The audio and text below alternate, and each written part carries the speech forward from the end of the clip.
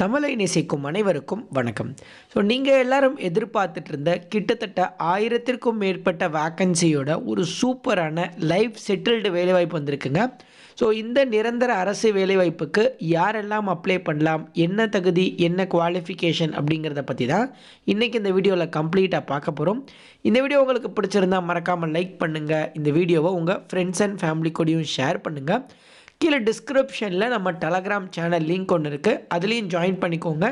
அதுலேயும் இந்த மாதிரி நிறைய கவர்மெண்ட் அண்ட் ப்ரைவேட் ஜாப் அப்டேட்ஸை நம்ம டெய்லி வைஸில் கொடுத்துட்டு இருக்கோம். Okay, union public service commission யூபிஎஸ்சியிலேருந்து 2 நோட்டிஃபிகேஷன் விட்டுருக்காங்க. ஒன்று வந்து ஐஏஎஸ் நோட்டிஃபிகேஷனும் இன்னொன்று ஐபிஎஸ் ஐஎஃப்எஸ் நோட்டிஃபிகேஷனும் கொடுத்துருக்காங்க.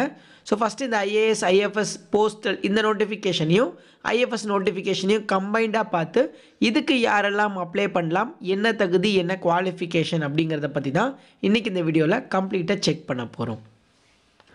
ஃபஸ்ட்டு இதற்கான லாஸ்ட் டேட் அப்படின்னு பார்த்தீங்கன்னா 11 பிப்ரவரி 2005 வரைக்கும் நீங்கள் அப்ளை பண்ணலாம், 25 வரைக்கும்னு சொல்லியிருக்காங்க. அது வரைக்கும் நீங்கள் ஆன்லைனில் அப்ளை பண்ணிக்கலாம். ஆன்லைனில் அப்ளை பண்ணுற வீடியோ நம்முடைய இன்னொரு சேனலில் தற்பொழுது போட்டிருக்கோம், அதோட லிங்க்கும் கீழே டிஸ்கிரிப்ஷனில் இருக்குது. அடுத்து இதற்கான ப்ரிலிமினரி எக்ஸாமினேஷன் டீட்டெயில்ஸ் போட்டிருக்காங்க. இந்த யூபிஎஸ்சியில் என்னென்ன கமிஷன்ஸ்லேருந்து ஜாப்ஸ் வந்திருக்கு அப்படின்னு பாருங்கள். IAS, IFS, IPS, Indian audit and account service, Indian civil account service, corporate law, Indian railway, Indian postal and telecommunication service, Indian postal சர்வீஸ்ன்னு சொல்லிட்டு இந்தியாவில் இருக்க டாப் சர்வீஸ் எல்லாத்தையுமே அவங்க டைரெக்டாக கவர் பண்ணியிருக்காங்க. டோட்டலாக பார்த்தீங்கன்னா 979 வேக்கன்சி கொடுத்துருக்காங்க இந்த நோட்டிஃபிகேஷனுக்கு. சிஎஸ்பிக்கு, ஐஎஃப்எஸ்பி அதாவது ஃபாரஸ்ட் சர்வீஸ்க்கு 150 வேக்கன்சி கொடுத்துருக்காங்க. இப்போது ஏஜ் லிமிட் அப்படின்னு பார்த்தீங்கன்னா 21 வயசுலேருந்து 32 வயசு வரைக்கும் யார் வேணால் அப்ளை பண்ணலாம் அப்படின்னு சொல்லியிருக்காங்க. இந்த ஏஜில் ரிலாக்ஸேஷன் இருக்குது. நீங்கள் ஒரு வேளை எஸ்சி எஸ்டியாக இருக்கீங்க அப்படின்னா 37 வயசு வரைக்கும் அப்ளை பண்ணலாம் அப்படின்னு சொல்லியிருக்காங்க. இதுவே ஓபிசி அப்படின்னு சொல்லக்கூடிய பிசி, எம்பிசி, டிஎன்சி, பிசிஎம் இவங்க எல்லாருமே 35 வயசு வரைக்கும் அப்ளை பண்ணலாம் அப்படிங்கிற மாதிரி சொல்லியிருக்காங்க. இதே தான் ஐஎஃப்எஸ்க்கும் கொடுத்துருக்காங்க. 2 போஸ்டிங்ஸ்க்கும் ஏஜ் லிமிட் காமன் தான். அடுத்து எஜுகேஷ்னல் குவாலிஃபிகேஷனும் காமன் தாங்க. ஏதாச்சும் ஒரு கிராஜுவேட் டிகிரி நீங்கள் முடிச்சிருந்தா அப்ளை பண்ணலாம் அப்படின்னு சொல்லியிருக்காங்க. ஏதாவது ஒரு பேச்சுலர் டிகிரி முடிச்சிருக்கீங்க அப்படின்னா கண்டிப்பாக நீங்கள் தாராளமாக இதுக்கு அப்ளை பண்ணிக்கலாம். அதே மாதிரி நீங்கள் ஃபாரஸ்ட்டுக்கு அப்ளை பண்ணுறீங்க அப்படின்னா கண்டிப்பாக உங்கள் டிகிரியில் animal husbandry, veterinary science, botany, chemistry, zoology, maths, physics, statics இந்த மாதிரி ஏதாச்சும் ஒரு டாப்பிக்கையோ இல்லை அக்ரிகல்ச்சரல், ஃபாரஸ்ட்ரி இதில் ஏதாச்சும் ஒரு டாப்பிக்கையோ நீங்கள் கண்டிப்பாக படிச்சிருக்கணும் அப்படின்னு சொல்லியிருக்காங்க. பட் ஆனால் அந்த ஐஎஃப்எஸ் ஐஏஎஸ் நோட்டிஃபிகேஷனுக்கு இது எதுவுமே தேவையில்லை. ஜஸ்ட்டு நீங்கள் டிகிரி மட்டும் கம்ப்ளீட் பண்ணியிருந்தால் போதும். இப்போ இதுக்கு நீங்கள் எப்படி அப்ளை பண்ணுறது அப்படின்னு பார்த்தீங்கன்னா upsconline.gov.in அப்படிங்கிற உங்களை அஃபீஷியல் வெப்சைட்டில் அப்ளை பண்ணணும். அஃபீஷியல் வெப்சைட்டோட லிங்க் கீழே டிஸ்கிரிப்ஷனில் இருக்குது, நீங்கள் மறக்காமல் செக் பண்ணிக்கோங்க. அது மட்டும் இல்லாமல் நீங்கள் அப்ளை பண்ணுறதுக்கு அவங்க ஃபீஸும் வாங்குறாங்க. எவ்வளோ அப்படின்னு பார்த்தீங்கன்னா 100 ரூபாய் நீங்கள் ஃபீஸாக பே பண்ணணும்.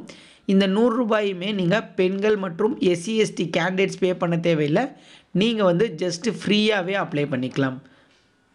அடுத்து இதற்கான செலெக்ஷன் ப்ரொசீஜர் அப்படின்னு பார்த்தீங்கன்னா 2 சக்ஸசிவ் ஸ்டேஜஸ்லாம் செலெக்ஷன் பண்ணுவாங்க. ஃபஸ்ட்டு ஒரு ப்ரிலிமினரி எக்ஸாமினேஷன், அடுத்து ஒரு மெயின்ஸ் எக்ஸாமினேஷன்.